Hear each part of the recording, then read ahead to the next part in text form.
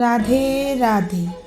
আজ আমরা শুনব শ্রীকৃষ্ণের এমন এক কাহিনী যেখানে দরিদ্রের সরল বিশ্বাস আলো হয়ে জ্বলে ওঠে আর অহংকার নীরবে মিলিয়ে যেতে শেখে। এই পৃথিবীতে অনেক মানুষ ভগবানের নাম নেই, মন্দিরে যায়, প্রদীপ জ্বালায়, কিন্তু খুব কম মানুষ ভগবানের উপর নিঃশর্ত ভরসা রাখতে পারে। এই কাহিনী তেমনই দুজন মানুষের। একজনের কাছে ছিল অঢেল ধন, আরেকজনের কাছে ছিল শুধু শ্রীকৃষ্ণের নাম আর মায়ের আশীর্বাদ। এক গ্রামে থাকতো এক ধনী ব্যক্তি। তার বাড়ি ছিল পাকা, দরজায় পাহারাদার আর উঠোনে সারি সারি গরু।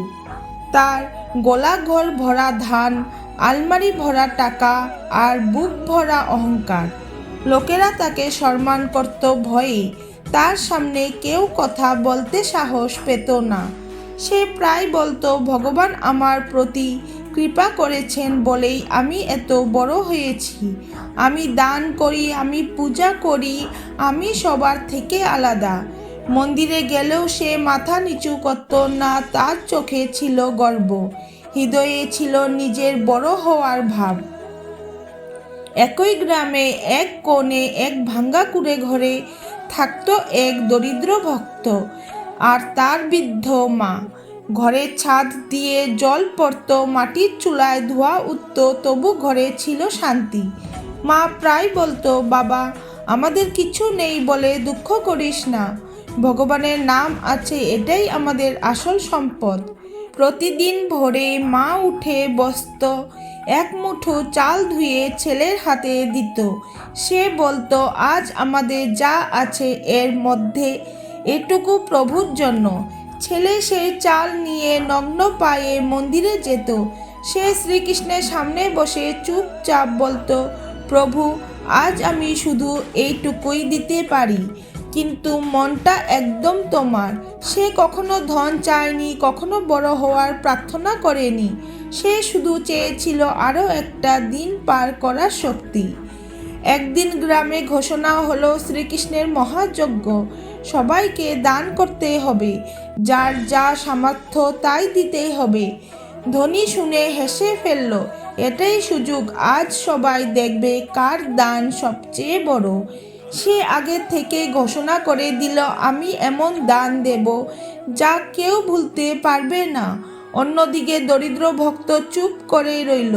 রাতে মা ছেলের পাশে বসে বলল, বাবা, লোক হাসতে পারে, কিন্তু মনে রাখিস ভগবান মন দেখেন।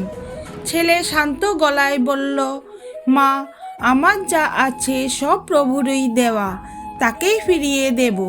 যজ্ঞের দিন মন্দির ভরে গেল মানুষের ভিড়ে। ঢাক বাজছে, ঘণ্টা বাজছে, চারদিকে আলো। ধনী এলো দলবল নিয়ে, সোনা, টাকা, গয়না, কাপড়। সবাই হাততালি দিল, লোকেরা বলল, এটাই আসল দান। তারপর এলো দরিদ্র ভক্ত, ছেঁড়া কাপড়, নিচু চোখ, কাপা হাত। সে ধীরে ধীরে মায়ের দেওয়া এক মুঠো চাল শ্রীকৃষ্ণের সামনে রাখলো। মুহূর্তেই লোকেরা হাসতে লাগলো। ধনী ব্যঙ্গ করে বলল, এত বড় যজ্ঞে এইটুকু, এতে কি ভগবান খুশি হবেন? ঠিক তখনই মন্দিরের প্রদীপ নিজের থেকেই উজ্জ্বল হয়ে উঠল। ঘণ্টা আপনা থেকেই বেজে উঠল। পুরোহিত কেঁপে উঠে বললেন, আজ শ্রীকৃষ্ণ এই দানই গ্রহণ করেছেন। সবাই স্তব্ধ। পুরোহিত বললেন, কারণ ধনী দিয়েছেন তার অতিরিক্ত থেকে, আর এই ভক্ত দিয়েছে তার সবটুকু। ধনী কিছু বলতে পারল না, তার অহংকার সবার সামনে ভেঙে গেল। সেই দিনের পর ধনীর জীবনে অশান্তি নামলো। টাকা থাকলেও শান্তি থাকলো না। আর দরিদ্র ভক্তের জীবনে ধীরে ধীরে কাজ এলো, সম্মান এলো, কিন্তু অহংকার এলো না। মা একদিন মন্দিরে এসে চোখ বন্ধ করে বলল, প্রভু, দুঃখে তুমি আমাদের ভরসা ছিলে, সুখে এসেও আমাদের ছেড়ো না। আমার ছেলে যেন কখনো অহংকারী না হয়, বিশ্বাস যেন শেষ নিঃশ্বাস পর্যন্ত থাকে। মনে হলো শ্রীকৃষ্ণ মুচকি হেসে বললেন, যে বিশ্বাসে আমাকে পেয়েছে সে বিশ্বাস আমি কেড়ে নিই না। এই কাহিনী আমাদের শেখায় ভগবান দানের পরিমাণ দেখেন না, তিনি দেখেন কতটা বিশ্বাস দিয়ে দান করা হয়েছে। অহংকার থাকলে বড় দানও মূল্যহীন, আর বিশ্বাস থাকলে এক মুঠো চালও অমূল্য। শ্রীকৃষ্ণ ধনী নয়, তিনি ভক্তের পাশে থাকেন। যে মাথা নিচু করে ভগবানের সামনে দাঁড়াতে পারে, ভগবান তার হাত কখনো ছাড়েন না। রাধে রাধে।